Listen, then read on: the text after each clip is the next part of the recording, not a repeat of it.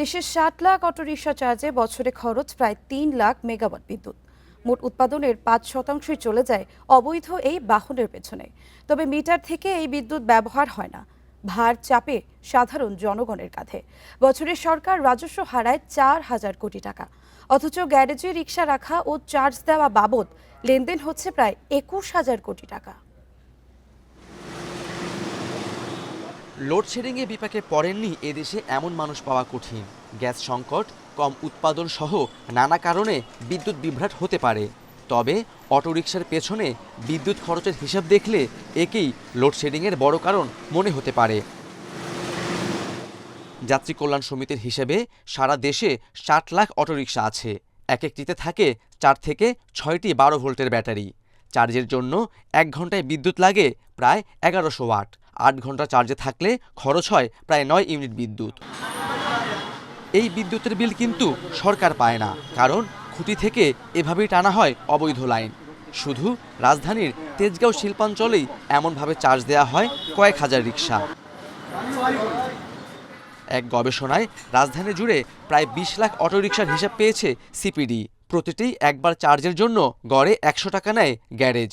এতে দিনে লেনদেন দাঁড়ায় 20 কোটি টাকায়, আর বছরের হিসাবে 7,200 কোটি। মন্ত্রী যিনি রয়েছেন তিনি, স্থানীয় সরকার মন্ত্রণালয়ের দায়িত্বে যিনি মন্ত্রী প্রতিমন্ত্রী রয়েছে তারা, এইভাবে তারা যদি সকলে যুক্ত হন এই পুরো প্রসেসটাতে এবং সেই অনুযায়ী যদি একটা ওয়ার্ক প্ল্যান করে নিয়ে এগোন এবং সেখানে যদি সুনির্দিষ্টভাবে মন্ত্রণালয় বিভাগগুলোকে দায়িত্ব দিয়ে দেওয়া হয় কে কাজ কি করবেন এবং সময় যদি নির্দিষ্ট করে দেয়, হ্যাঁ 6 মাসের ভিতরে আমরা এইটুকু করব, 1 বছরের মধ্যে এইটুকু করব। অবৈধ লেনদেনের এই জাল নিয়ন্ত্রণ কঠিন, তাই অটোরিকশার গ্যারেজে সরাসরি অভিযানের পরামর্শ বিশেষজ্ঞদের। অবৈধ হলেও এটাও সত্য যে যারা সড়কে চালাচ্ছেন, যেহেতু অবৈধ যানবাহন, তারা তো চাঁদা দিয়ে চালাচ্ছেন। এখানে এক্সটর্শন বা চাঁদা একটা অর্থনীতি কিন্তু তৈরি হয়ে গেছে। তো ঘাটে ঘাটে যেখানে অর্থনীতি, সেখানে নিয়ন্ত্রণ করতে হলে আসলে অনেক কৌশলী হতে হবে, তবে নিয়ন্ত্রণটা করতে হবে। কোটি টাকা খরচ করে এই ফুটপাত বানানো হয়েছিল পথচারীদের চলাচলের জন্য, কিন্তু তা এখন দখলে অবৈধ অটোরিকশার গ্যারেজে। প্রশাসনের নাকের ডগায় বিদ্যুতের খুঁটি থেকে অবৈধ লাইনে দেয়া হচ্ছে চার্জও। তথ্য বলছে উৎপাদনের 5% নিয়ে নিচ্ছে এ সকল অবৈধ ব্যাটারি চালিত অটোরিকশা। প্রশাসনের নাকের ডগায় এমন হইলুট হলেও দেখেও যেন দেখার কেউ নেই। Khaled Raihan, independence news, Dhaka. Senior নেতাদের সঙ্গে বৈঠকে রাষ্ট্রপতি পদে মির্জা ফখরুল ইসলাম আলমগীরের মনোনয়ন চূড়ান্ত করেন প্রধানমন্ত্রী ও বিআরপির চেয়ারম্যান তারেক রহমান। বৃহস্পতিবার দুপুরে সচিবালয়ে এ বৈঠক অনুষ্ঠিত হয়। এদিকে রাষ্ট্রপতি পদে মনোনয়ন পাওয়ায় দলের মহাসচিব ও স্থানীয় সরকার মন্ত্রীর পদ থেকে পদত্যাগ করেছেন মির্জা ফখরুল। রাষ্ট্রপতি নির্বাচনে বিএনপির পক্ষ থেকে 2টি মনোনয়ন ফর্ম কেনা হয়েছিল। শেষ পর্যন্ত একজন প্রার্থীর নামই ঘোষণা করেছে দলটি। বৃহস্পতিবার দুপুর 12:30টায় সচিবালয়ে প্রধানমন্ত্রীর কার্যালয়ে দলের স্থায়ী কমিটির সদস্য ও সিনিয়র নেতাদের সঙ্গে পার্টির চেয়ারম্যান তারেক রহমানের বৈঠক হয়। সেখানে দলের মহাসচিব মির্জা ফখরুলকেই রাষ্ট্রপতি নির্বাচনে দলের একক প্রার্থী ঘোষণা করা হয়। আনন্দের সাথে জানাচ্ছি, বাংলাদেশ জাতীয়তাবাদী দলের রাষ্ট্রপতি প্রার্থী হয়েছেন দলের সংগ্রামী মহাসচিব মির্জা ফখরুল ইসলাম আলমগীর। রুহুল কবির রিজভী জানান, রাষ্ট্রপতি হিসেবে দলের মনোনয়ন পাওয়ার সঙ্গে সঙ্গেই মির্জা ফখরুল দলের সব পদ থেকে সরে দাঁড়িয়েছেন। প্রার্থী হওয়ার সাথে সাথে বাংলাদেশ জাতীয়তাবাদী দলের মহাসচিব এবং জাতীয় স্থায়ী কমিটির সদস্য পদ থেকে পদত্যাগ করেছেন। তবে ভারপ্রাপ্ত মহাসচিব হিসেবে এখন কে দায়িত্ব পালন করবেন তা পরিষ্কার করেননি তিনি। দলের পক্ষ থেকে তো আগেই আমাদের দলের সম্মানিত চেয়ারম্যান এবং প্রধানমন্ত্রী তার কাছে দায়িত্ব দেওয়া আছে। তিনি যে প্রক্রিয়ায় যেভাবেই হোক তিনি সেই নিয়ে মতামত নিয়ে তিনি সেটা জানাবেন। বিএনপি মহাসচিব মির্জা ফখরুল ইসলাম আলমগীরের ছেড়ে দেয়া পদে কারা দায়িত্ব পেতে পারেন এ নিয়েও আলোচনা হয় বিএনপির স্থায়ী কমিটির বৈঠকে। একেবারে তৃণমূল থেকে উঠে আসা পরীক্ষিত ত্যাগী বর্ষিয়ান রাজনীতিবিদ মির্জা ফখরুল ইসলাম আলমগীরকে রাষ্ট্রপতি পদে মনোনয়ন দেয় উচ্ছ্বসিত বিএনপির নেতাকর্মীরা। এরই মধ্যে মহাসচিব সহ দলের সব পদ থেকে পদত্যাগ করেছেন মির্জা ফখরুল ইসলাম আলমগীর। নেতাদের চাওয়া সেই শূন্য হওয়া পদে জায়গা পাবে যোগ্য এবং ত্যাগীরা, যার মধ্য দিয়ে এগিয়ে যাবে বিএনপি। গড়ে উঠবে সুখী সমৃদ্ধ নতুন এক বাংলাদেশ। মাহমুদ শরীফ, ইন্ডিপেন্ডেন্ট নিউজ, নয়াপল্টন, ঢাকা। রাষ্ট্রপতি নির্বাচনে বিএনপির প্রার্থী হিসেবে মনোনয়ন পাওয়া মির্জা ফখরুল ইসলাম আলমগীর গত 4 দশক রাজপথের আন্দোলনে আর দলের সাংগঠনিক রাজনীতিতে অনবদ্য ভূমিকা রেখেছেন। এই মুহূর্তে দেশের জনপ্রিয়তম রাজনীতিবিদদের একজন তিনি। ফ্যাসিবাদ বিরোধী গণতান্ত্রিক আন্দোলনে তার গুরুত্বপূর্ণ ভূমিকা জাতিকে পথ দেখিয়েছে গভীর সংকটময় মুহূর্তে।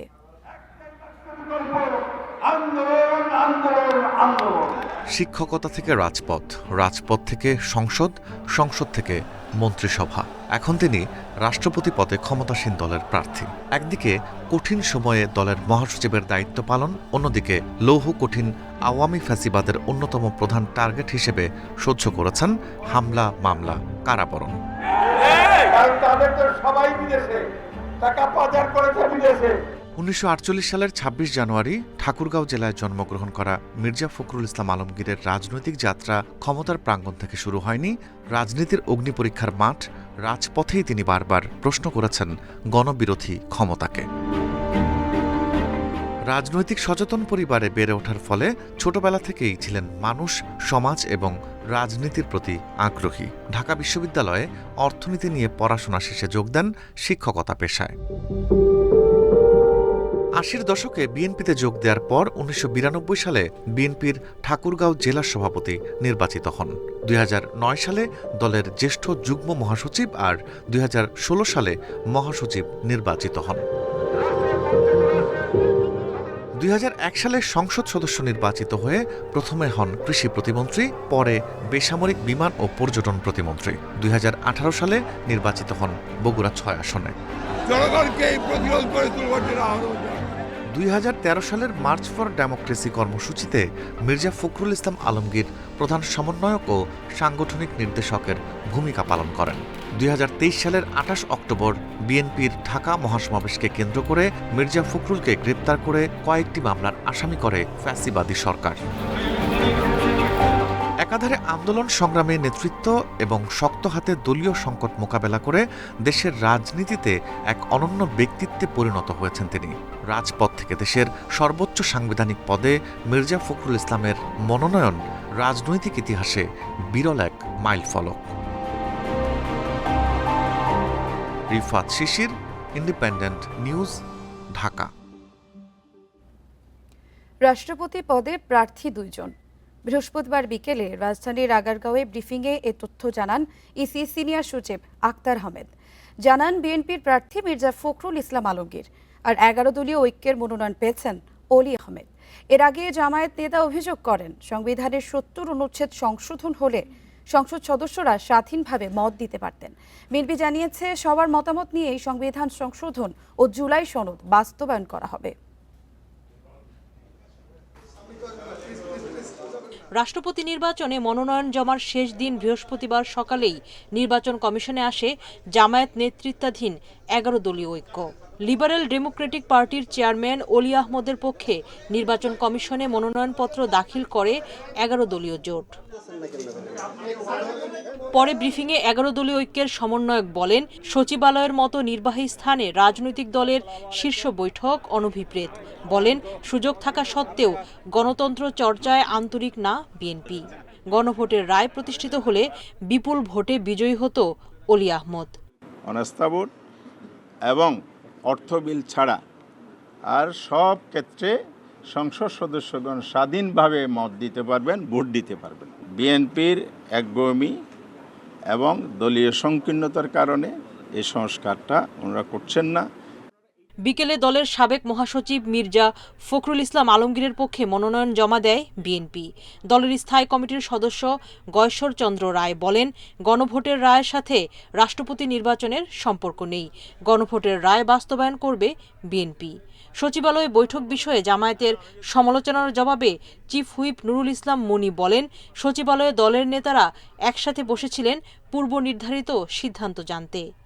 একটা সংবিধান একদিনের জন্য পরিবর্তন হয় না, অনেক দিনের জন্য পরিবর্তন হবে। কাজে আমরা সেই সিদ্ধান্ত নিয়েই আমরা তাদের সবাইকে দাওয়াত করেছি এবং সকলের মতামত নিয়েই আমরা সংবিধান সংশোধন করতে চাই। এটা কোনো মতেই নিয়ম রক্ষার নির্বাচন না, এটা সংবিধান এবং আরপিইউ সমন্বয়ে যেটা হওয়া উচিত সেটাই হচ্ছে। মনোনয়ন জমার সময় শেষে ব্রিফিংয়ে ইসি সচিব জানান, রাষ্ট্রপতি পদের জন্য মনোনয়নপত্র জমা দিয়েছেন 2 জন। একজনা ডক্টর অলি আহমেদ বীর বিক্রম, ওনার মনোনয়নপত্র পেয়েছে 2টা, আর মির্জা ফখরুল ইসলাম আলমগীর ওনার মনোনয়নপত্র পেয়েছে 1টা। কাজে প্রকারান্তরে এই মুহূর্তে আমাদের কাছে প্রতিদ্বন্দ্বী প্রার্থী হচ্ছেন 2 জনা। জমা পড়া মনোনয়ন বাছাই হবে আগামী 16 আগস্ট রবিবার। প্রত্যাহারের শেষ দিন 18 আগস্ট। ভোট হবে 20 আগস্ট দুপুর 2টা থেকে বিকেল 5টা পর্যন্ত। ওনার মনোনয়নপত্র পেয়েছে 2টা। সুলতানা জাহান মিতু, ইন্ডিপেন্ডেন্ট নিউজ, ঢাকা। মনোনয়নপত্র পেয়েছে। বাংলাদেশে বিনিয়োগ বাড়াতে আমেরিকার শীর্ষ কোম্পানিগুলো সহযোগিতার আশ্বাস দিয়েছে বলে জানিয়েছেন প্রধানমন্ত্রীর কার্যালয়ের মুখপাত্র ডক্টর মাহদি আমিন। সচিবালয়ের প্রধানমন্ত্রী তারেক রহমানের সঙ্গে ইউএস বাংলাদেশ বিজনেস কাউন্সিলের বৈঠক শেষে তিনি এ কথা জানান। সরকার 2034 সালের মধ্যে দেশের অর্থনীতিকে $1 ট্রিলিয়ন উন্নীত করতে চায়। সেক্ষেত্রে একটি বড় চ্যালেঞ্জ বিনিয়োগ। নানা প্রণোদনা নিয়ে সরকার বিদেশি বিনিয়োগকারীদের আকৃষ্ট করার চেষ্টা করে যাচ্ছে। এরই ধারাবাহিকতায় বৃহস্পতিবার সচিবালয়ে প্রধানমন্ত্রী তারেক রহমানের সাথে বৈঠক হয় ইউএস বাংলাদেশ বিজনেস কাউন্সিলের। বৈঠক শেষে প্রধানমন্ত্রীর কার্যালয়ের মুখপাত্র ডক্টর মাহদি আমিন জানান, বাংলাদেশের অর্থনৈতিক উন্নয়নে আমেরিকার বেসরকারি খাত সহযোগিতার আশ্বাস দিয়েছে। বাংলাদেশ যুক্তরাষ্ট্রের সম্পর্ক আরও স্থিতিশীল এবং আরও দীর্ঘায়িত করা যায়, কীভাবে বাংলাদেশে কর্মসংস্থান তৈরি করা যায় এবং সরকারের বিভিন্ন ম্যানিফেস্টোতে যে পলিসিগুলো রয়েছে এগুলো বাস্তবায়নে আমেরিকার প্রাইভেট সেক্টর থেকে কীভাবে ভূমিকা রাখা যায় এগুলো নিয়ে বিস্তারিত আলোচনা হয়েছে। ইউএস বাংলাদেশ বিজনেস কাউন্সিলের প্রেসিডেন্ট অতুল কেশব জানান, বাংলাদেশের অর্থনৈতিক প্রবৃদ্ধি নিশ্চিত করতে বিনিয়োগের পাশাপাশি প্রযুক্তি সহায়তা দেবে যুক্তরাষ্ট্রের বেসরকারি খাত। বাংলাদেশের বেসরকারি খাতের উন্নয়নে যুক্তরাষ্ট্রের প্রযুক্তিগত দক্ষতা এবং জ্ঞান ভূমিকা রাখবে। এতে এই খাতের বিনিয়োগ আরও বাড়বে বলে আমাদের বিশ্বাস। বৈঠকটি দুই দেশের অর্থনৈতিক সম্পর্ককে আরও সুদৃঢ় করবে বলে প্রত্যাশা সংশ্লিষ্টদের। Adrita Rain, Independent News, Dhaka. Cancer, স্নায়ুরোগ, বন্ধ্যত্ব, লিভার ও কিডনি ট্রান্সপ্লান্ট সহ জটিল সব রোগের চিকিৎসায় বছরে ভারত, থাইল্যান্ড সহ কয়েকটি দেশে যায় প্রায় 5 লাখেরও বেশি মানুষ। নির্ভরযোগ্য সেবার আশায় এসব রোগী ও স্বজনরা বছরে খরচ করে প্রায় 6,000 কোটি টাকারও বেশি। বিশেষজ্ঞরা বলছেন, আস্থা ফেরাতে সরকারি বেসরকারি যৌথ উদ্যোগে রোগী সেবার মান বাড়াতে পারলে কমবে বিদেশমুখিতা। বাংলাদেশ থেকে ভারতে যত মানুষ যাতায়াত করেন তার একটি বড় অংশই যান চিকিৎসা সংক্রান্ত কাজে। রোগীদের বেশিরভাগ ক্যান্সার, স্নায়ুরোগ, বন্ধ্যাত্ব, কিডনি আর লিভারের সমস্যায় আক্রান্ত। এসব রোগীর স্বজনদের একটি বদ্ধমূল ধারণা থাকে যে দেশের চিকিৎসা ভালো নয়, খরচও বিদেশের চেয়ে বেশি। আর হাসপাতালের সেবার মান নিয়ে অভিযোগও আছে কারো কারো। ভারতে যাইয়া অনেক দিন ধরে যাইতেছি, বছরে 3বার যাই, 2বার যাই, একটু ডেভেলপ হইতেছে। বিশেষজ্ঞরা বলছেন, রোগ নির্ণয় এবং চিকিৎসায় দেশের বড় হাসপাতালগুলোর সক্ষমতা আগের চেয়ে অনেক বেড়েছে। তবে তাদের মতে এখনও অনেক ক্ষেত্রেই পিছিয়ে এই সেবা খাত। গ্রাম পর্যায়ে সুবিধা বৃদ্ধি ছাড়া চিকিৎসা ব্যবস্থার উন্নতি হবে না। ইনফার্টিলিটি বা অন্য যে সমস্ত কারণে যাচ্ছে, এটা এই স্বাস্থ্যসেবা অপ্রতুলতা এবং স্বাস্থ্যসেবা পাওয়ার জন্য যে অ্যাক্সেসের যে ব্যারিয়ারগুলো আছে, দ্যাট মিনস এটা পেতে গিয়ে যে নানা রকমের যে ব্যারিয়ার আছে। প্রথমে রোগীটা শুধু ঢাকায় বসবাস করে না, আমাদের ট্রিটমেন্ট তো মূলটাই ঢাকা কেন্দ্রিক। তাহলে ঢাকায় আসা, ঢাকায় থাকা, এই পুরো ইকোসিস্টেমটা আমাদের অনুকূলে না। আমার পেশেন্টের প্রতি দরদ আনতে হবে। একটা রোগী যখন আসবে আমার কাছে, আমি তাকে দরদ দিয়ে তাকে করব। রোগীদের আস্থা ফিরিয়ে আনার জন্য আমাদেরকে সর্বাত্মকভাবে চেষ্টা করতে হবে। চিকিৎসা খাতে বিনিয়োগকারীরা বলছেন, মানুষের আস্থা ফেরাতে সরকারি বেসরকারি উদ্যোগ জরুরি। ক্যান্সারের মতো জটিলতা শুরুতেই ধরা পড়লে কম খরচে দেশেই নিরাময় সম্ভব। সরকারি মিনিমাম 50টা হাসপাতাল পড়ে আছে, সরকারি মিনিমাম 2000 বিল্ডিং পড়ে আছে। ওগুলোকে যদি সরকার আমাদের মতো প্রাইভেট পিপলদেরকে বলতো যে তোমরা ইনভেস্ট করো, রোগীদের চিকিৎসা 50% প্রাইসে করো, আমরা কিন্তু করে দিতাম। সরকার এবং বেসরকার যখন একসঙ্গে কাজ করবে তখনই আমাদের স্বাস্থ্য ব্যবস্থাটা একটা বিশ্বাসযোগ্য বা জনবান্ধব আমরা যেটা বলি ওই জায়গাটায় যাবে। সীমান্ত এলাকার মানুষ গুরুতর অসুস্থতায় ভারতে যেতেই বেশি স্বাচ্ছন্দ্য বোধ করেন বলে ধারণা করা হয়। তাই সেসব এলাকায় বিশেষায়িত হাসপাতাল কিংবা ডায়াগনস্টিক সেন্টার স্থাপনের তাগিদ বিশেষজ্ঞদের।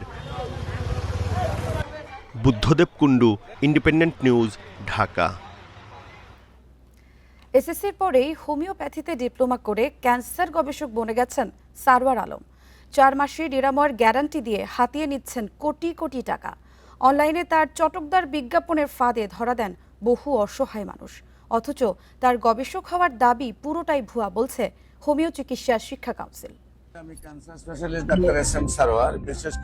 উন্নত দেশেও ক্যান্সার চিকিৎসায় হিমশিম খাচ্ছেন চিকিৎসা বিজ্ঞানীরা।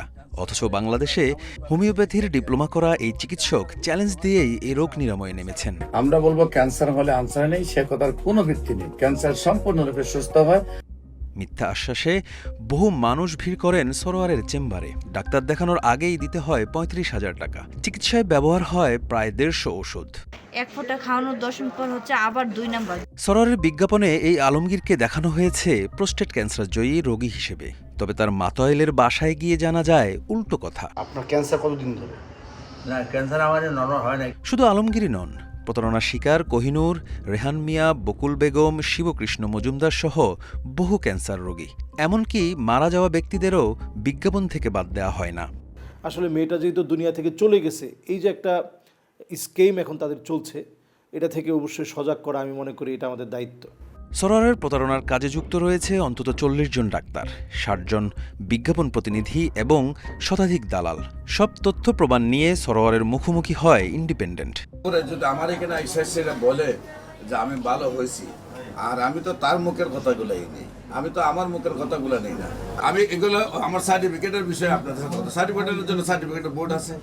হোমিও চিকিৎসা শিক্ষা কাউন্সিলের দাবি, সরোয়ারের গবেষক হওয়ার দাবি পুরোটাই ভুয়া। আর তার শাস্তি দাবি করছেন ক্যান্সার গবেষণা ইনস্টিটিউটের পরিচালক। Without any evidence, without any scientific trial মানে হোমিওপ্যাথি চিকিৎসা করে সুস্থ করে ফেলছে, এটা একেবারেই আমি মনে করি যে একেবারেই গ্রহণযোগ্য না। অতএব এই ধরনের যদি কেউ বলে থাকে, আমি মনে করি যে সেটা প্রতারণা ছাড়া কিছু না। ডাক্তার সরোয়ারের বিরুদ্ধে কঠোর ব্যবস্থার আশ্বাস স্বাস্থ্যমন্ত্রীর। জনগণের স্বাস্থ্য নিয়ে যেহেতু এই ধরনের হঠকারিতা বা মিথ্যা হোপ দেওয়া, এরকম যদি প্রমাণ হাতে নাতে ধরতে পারি গিয়ে আমি ইনভেস্টিগেট করাবো, তাহলে যথাযথ ব্যবস্থা গ্রহণ করব। মানুষের অসহায়ত্বের সুযোগ নিয়ে এমন প্রতারণায় কি ব্যবস্থা নেয় মন্ত্রণালয়, তাই এখন দেখার বিষয়। Serajul Mustahidin, Independent television, Dhaka. তীব্র গরম আর ভ্যাপসা আবহাওয়ার মধ্যে ঘন ঘন লোডশেডিংয়ে দুর্বিষহ রংপুরের জনজীবন। ঘণ্টার পর ঘণ্টা বিদ্যুৎ না থাকায় ক্ষুব্ধ গ্রাহকরা। সবচেয়ে বেশি ভোগান্তিতে শিশু, বয়স্ক ও রোগীরা। বিদ্যুৎ না থাকায় ক্ষতিগ্রস্ত দোকানপাট, ব্যবসা প্রতিষ্ঠান ও ক্ষুদ্র শিল্পের ব্যবসায়ীরা। তীব্র গরম আর ভ্যাপসা আবহাওয়ায় অতিষ্ঠ রংপুরের জনজীবন। তার উপর ঘন ঘন লোডশেডিং প্রতিদিনের কাজকর্ম আরও দুর্বিষহ করে তুলেছে। ঘণ্টার পর ঘণ্টা বিদ্যুৎ না থাকায় সবচেয়ে বেশি ভোগান্তিতে শিশু, বয়স্ক ও রোগীরা। ব্যাহত হচ্ছে লেখাপড়া। বিদ্যুৎ না থাকায় দোকানপাট, ব্যবসা প্রতিষ্ঠান ও ক্ষুদ্র শিল্পেও বাড়ছে ভোগান্তি। অবস্থা খুবই খারাপ। আজকে বিগত 1 সপ্তাহ থেকে বিদ্যুৎ 3 ঘন্টা থাকে না, থাকে আধা ঘন্টা, 1.5 ঘন্টা, অনেক সময় 5 ঘন্টা পরে সামান্য একটু বিদ্যুৎ আসে, মানুষ চোখে দেখতে পারে যে বিদ্যুৎ আসলো, আবার মুহূর্তের মধ্যে চলে যায়। বৃদ্ধদের, বাচ্চাদের কত কষ্ট হচ্ছে। তাছাড়া এই যে আমাদের পরীক্ষা চলতেছে, ভালো করে লেখাপড়া করতে পারতেছি না। ঘন ঘন লোডশেডিংয়ে চার্জার, ফ্যান, আইপিএসও কাজে আসছে না। বিকল্প হিসেবে হাত পাখা মানুষের ভরসা এখন। হাত পাখার দোকানগুলোতে বেড়েছে ক্রেতাদের আনাগোনা। আকার, নকশা ও মানভেদে এসব পাখা বিক্রি হচ্ছে 50 থেকে 150 টাকায়। এখন এই শেষের পথে আসিয়া মনে করেন তো গরমের তাপমাত্রা বেশি, পাশাপাশি আপনার বিদ্যুতের লোডশেডিং, এর কারণে হাত পাখার চাহিদা অনেক গুণে বাড়ে গেছে। রংপুরে বিদ্যুতের চাহিদা 70 থেকে 75 মেগাওয়াট, তবে প্রতিদিন পাওয়া যাচ্ছে 50 মেগাওয়াট। এ কারণেই লোডশেডিং হচ্ছে বলে জানান এই কর্মকর্তা। বিভাগীয় শহরে রংপুর বিদ্যুতের চাহিদা হচ্ছে 70 মেগাওয়াটের মতো। তার মধ্যে আমরা 55 থেকে 60 মেগাওয়াট পাচ্ছি। মাত্র 15 মেগাওয়াটের মতো শর্ট আছে। আশা করতেছি 2-1 দিনের মধ্যেই ইনশাল্লাহ সলভ হবে। গত এক সপ্তাহ ধরে দিনে রাতে মিলিয়ে প্রায় 10 ঘন্টা পর্যন্ত বিদ্যুৎ থাকছে না রংপুর জেলায়। Independent news. এ নিয়ে জানাতে নাটোর ও গোপালগঞ্জ থেকে যুক্ত হবেন সহকর্মীরা। শুরুতে নাটোর থেকে জানাবেন সহকর্মী বাপ্পি লাহিড়ী। বাপ্পি, কোন কোন এলাকায় দিনের গড়ে কত ঘন্টা লোডশেডিং হচ্ছে?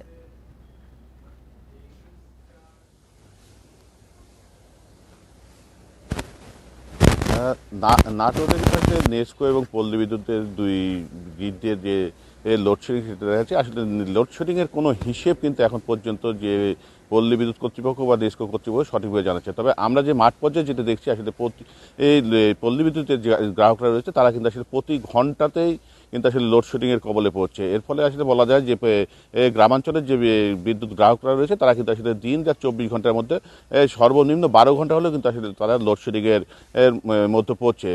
আর যে নেসকো যে এসে শহর অঞ্চলে যে নেসকো, সেই নেসকোতে কিন্তু আসলে আমরা যেটা দেখেছি যে প্রতিদিনই কিন্তু আসলে প্রতি ঘন্টাতে মানে না গেলেও 2 ঘন্টা বা 2.5 ঘন্টা পর পর কিন্তু লোডশেডিং হচ্ছে। লোডশেডিংয়ের ফলে কিন্তু আসলে প্রায় 1 থেকে 1.5 ঘন্টা বিদ্যুৎ বন্ধ থাকছে। এর ফলে যেটা হিসেব করলে যেটা দেখা যায় আসলে প্রতিদিনই কিন্তু যে গ্রামাঞ্চলে প্রায় 12 থেকে 14 ঘন্টা এবং শহরাঞ্চলে কিন্তু প্রায় 4 থেকে 5 ঘন্টা কিন্তু লোডশেডিং চলছে। তবে এই লোডশেডিংয়ের কারণে যে হারে ক্ষতিগ্রস্ত মানুষজন, এর মধ্যে সবচেয়ে বেশি কিন্তু ক্ষতিগ্রস্ত হচ্ছে শিশু এবং বয়স্ক সহ কৃষি কাজের কৃষকেরা। কিন্তু আসলে কৃষকের এখন যে সেচ দেওয়ার যে সময়টা চলছে সেই সময়ে কিন্তু আসলে তারা জমিতে কোনোভাবেই সেচ দিতে পারছে না। এর বাইরেও কিন্তু আসলে ক্ষুদ্র ব্যবসায়ী যারা রয়েছে, বিশেষ করে যে ব্যাটারি চার্জের যে ব্যবসা প্রতিষ্ঠানগুলো রয়েছে বা কম্পিউটার ফটোকপির যে ক্ষুদ্র দোকানদারগুলো রয়েছে, এই দোকানদারগুলো কিন্তু আসলে চরম ক্ষতির মুখে পড়ছে। কারণ যখন তারা ব্যাটারিতে চার্জ দিচ্ছে, চার্জ দেওয়ার পরপরই যদি বিদ্যুৎ চলে যাচ্ছে তখন কিন্তু আসলে ব্যাটারিটা তাদের ডাউন হয়ে যাচ্ছে। আর যখন তারা ক্ষুদ্র ব্যবসায়ী যেরকম রয়েছে তারা মেশিন চালু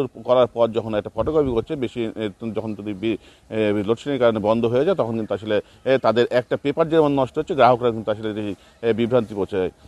এখন আমি যেটা দেখেছি আসলে এই পল্লী বিদ্যুৎ এলাকায় কিন্তু আসলে সবচেয়ে বেশি লোডশেডিংয়ের প্রভাবটা পড়েছে, যার ফলে এখানকার আসলে গ্রামাঞ্চলের মানুষেরা চরম দুর্বিষহের মধ্যে রয়েছে। আর এই সব বিষয় নিয়ে কিন্তু এখন পর্যন্ত যে আমি পল্লী বিদ্যুতের কর্মকর্তাদের সাথে যদিও আজকে কিন্তু আসলে ছুটি দিই, তারপরে আমি মোবাইলে যোগাযোগ করার চেষ্টা করেছিলাম, তারা কিন্তু মানে কোনো সঠিক কোনো তথ্য দিতে চাচ্ছেন না আসলে কী পরিমাণ তাদের লোড প্রয়োজন এবং কী পরিমাণ তারা সরবরাহ পাচ্ছে। এই একই পরিস্থিতি কিন্তু আসলে নেসকো আমি এই উপসহকারী পরিচালকের সাথে কথা বলেছিলাম, তারা কিন্তু ইঞ্জিনিয়ারের সাথে কথা বলেছিলাম, তিনিও কিন্তু আমাকে জানিয়েছে আসলে এই পল্লী মানে বিদ্যুৎ নিয়ে তারা কোনো কথা বলতে এখন পর্যন্ত আসলে রাজি নয়। তারা সরাসরি বলেছে আসলে বিদ্যুৎ বিষয়টা গ্রিডের বিষয় এবং আমাদের এর কেন্দ্রীয় একটা বিষয়, এই বিষয় নিয়ে আসলে সঠিক কোনো মন্তব্য আমরা করতে পারবো না। বাপি, আপনি আমাদের সাথেই থাকুন। এখন গোপালগঞ্জ থেকে আছেন সহকর্মী প্রসূন কুমার মণ্ডল। প্রসূন, ঘন ঘন লোডশেডিংয়ে ব্যবসা বাণিজ্যের উপর কী ধরনের প্রভাব পড়ছে?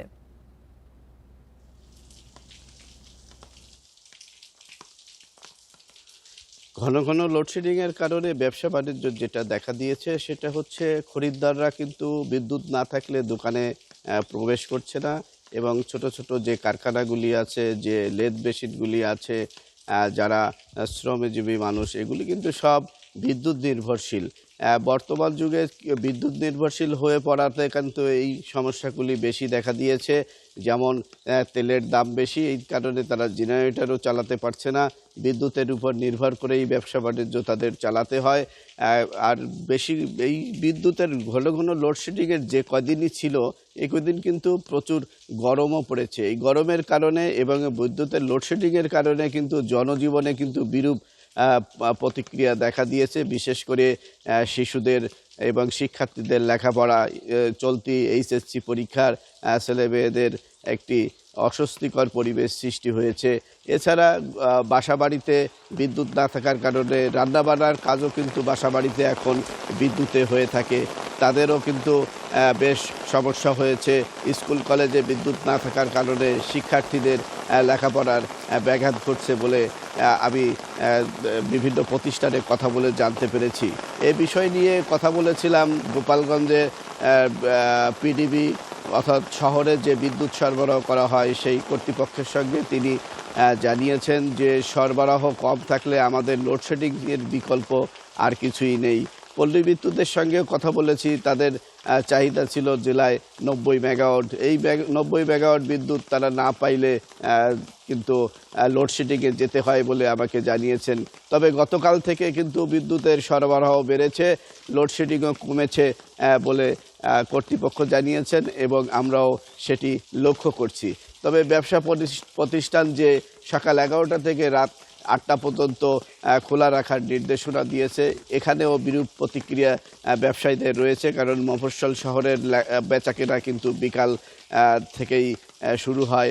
সেটা হচ্ছে রাত 9টা-10টা পর্যন্ত তারা দোকান খোলারও দাবি জানিয়েছেন। তবে প্রশাসনের পক্ষ থেকে কিন্তু গতকাল সময় মতোই দোকান বন্ধ করার জন্য নোটিশ জারি করা হয়েছে, মাইকিং করা হয়েছে এবং ম্যাজিস্ট্রেটের নেতৃত্বে টহলও ছিল।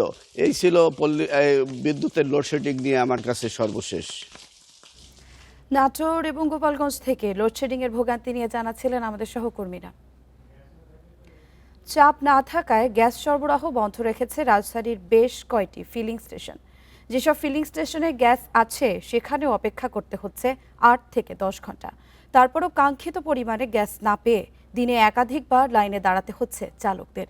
বেশি বিপাকে সিএনজি চালক ও রাইড শেয়ারকারীরা। গ্যাস নিতে গিয়ে দিনের বেশিরভাগ সময় অপচয় হওয়ায় কমে গেছে তাদের দৈনিক আয়। 3 সপ্তাহেরও বেশি সময় ধরে পর্যাপ্ত গ্যাস পাওয়া যাচ্ছে না রাজধানীর সিএনজি ফিলিং স্টেশনগুলোতে। কোনো কোনো স্টেশন নামেমাত্র চালু আছে, ফলে চালকদের ভোগান্তি বাড়ছেই। 2টা থেকে সিরিয়ালে দাঁড়াইছি গ্যাস নেওয়ার জন্যে। এখন কয়টা বাজে? 9টা। এই 9টার সময় গ্যাস পেলাম। তো সারা রাত জেগে আসলে আমরা গ্যাস নিচ্ছি, দিনের বেলা গাড়ি চালাচ্ছি, আমাদের আসলে শারীরিক কোনো রেস্টের সুযোগ নেই। বাসা বাড়ির তো গ্যাস নেই, এর কি? সিলিন্ডার আগে ছিল 1200 টাকা গ্যাস, এখন 1200 টাকা সিলিন্ডার 2000 টাকা। সিএনজি চালক ও রাইড শেয়ারকারীরা আছেন সবচেয়ে বেশি বিপদে। জ্বালানির অপেক্ষায় থেকে অপচয় হয়ে যাচ্ছে তাদের মূল্যবান কর্মঘণ্টা, ফলে তাদের রোজগার এবং জীবনযাপনে নেমে এসেছে অনিশ্চয়তা।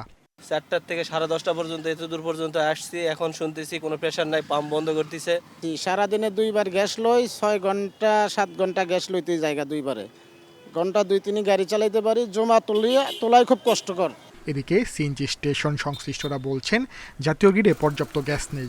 21 জুলাই কক্সবাজারের মহেশখালীতে এক্সিলারেট এনার্জির এলএনজি টার্মিনালে অগ্নি দুর্ঘটনার পর যে সংকট তৈরি হয়েছে তা এখনও দূর হয়নি, ফলে চাহিদা অনুযায়ী গ্যাস সরবরাহ করতে পারছেন না তারা। দীর্ঘদিন যাবতীয় তো বন্ধ আমাদের পাম্পটা, গ্যাসের পাম্পটা বিগত 5-6 দিন যাবতীয় বন্ধ। এখন তো মেশিন রাতেও চলে না, দিনের বেলাও আমাদেরটা চলে না। এখন কর্তৃপক্ষ তো আমরা দেখলাম বললো যে আগামী 3-4 দিনের মধ্যে স্বাভাবিক হওয়ার কথা আছে। ফিলিং স্টেশনে ঘন্টার পর ঘন্টা যানবাহনের দীর্ঘ সারি সৃষ্টি করেছে তীব্র যানজট, যার মাসুল গুনতে হচ্ছে নগরবাসীদের। দ্রুত সংকট সমাধানে সরকারকে তৎপর হওয়ার তাগিদ দিয়েছেন ভুক্তভোগীরা। Sajjad Hossain, Independent News, Dhaka. Gas সংকট নিয়ে জানাতে জামালপুর থেকে আছেন সহকর্মী সাইমুর সাব্বির শোভন। শোভন, দীর্ঘ লাইনে ঘন্টার পর ঘন্টা অপেক্ষা করেও গ্যাস মিলছে না কেন?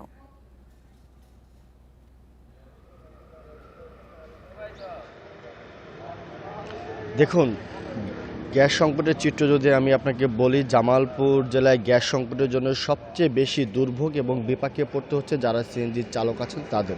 এছাড়াও সিএনজি চালিত বা গ্যাস চালিত যে যানবাহনগুলো রয়েছে সেসবের যে চালক আছে বা যাত্রী আছে তাদেরকেও দুর্ভোগ পোহাতে হচ্ছে। আমি এখন দাঁড়িয়ে আছি জামালপুর জেলার একমাত্র ফিলিং স্টেশন। এই ফিলিং স্টেশনে গতকাল গ্যাস না থাকার জন্য কিন্তু সকাল 6টা থেকে সকাল 10:30 পর্যন্ত জামালপুর টাঙ্গাইল মহাসড়ক অবরোধ করা হয়।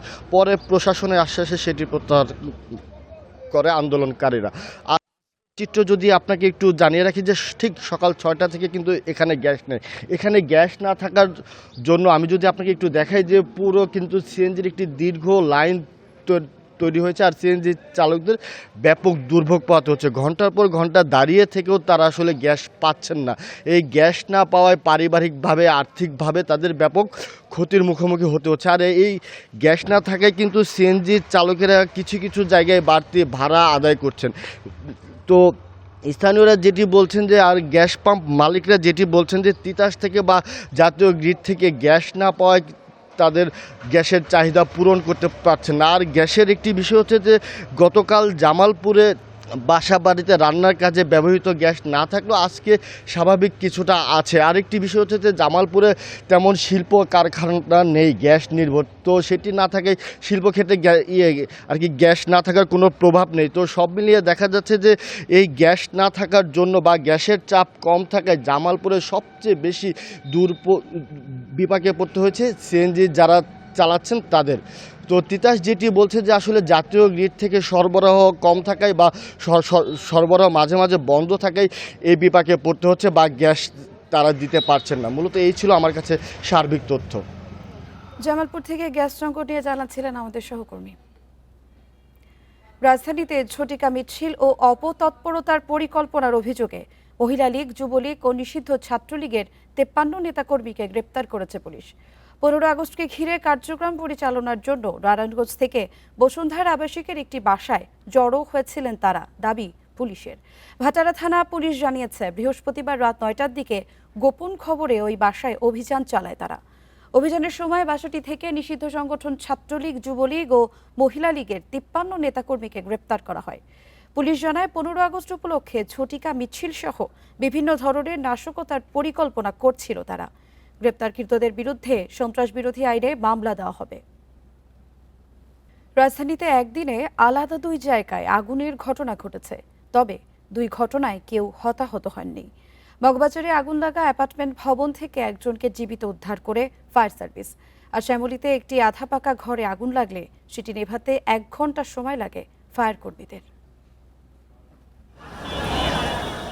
বৃহস্পতিবার সন্ধ্যার কিছুক্ষণ আগে মগবাজারের 16তলা এই ভবনের 4র্থ তলায় আগুন লাগে। এই ফ্লোরে একজন দাঁতের ডাক্তারের চেম্বার।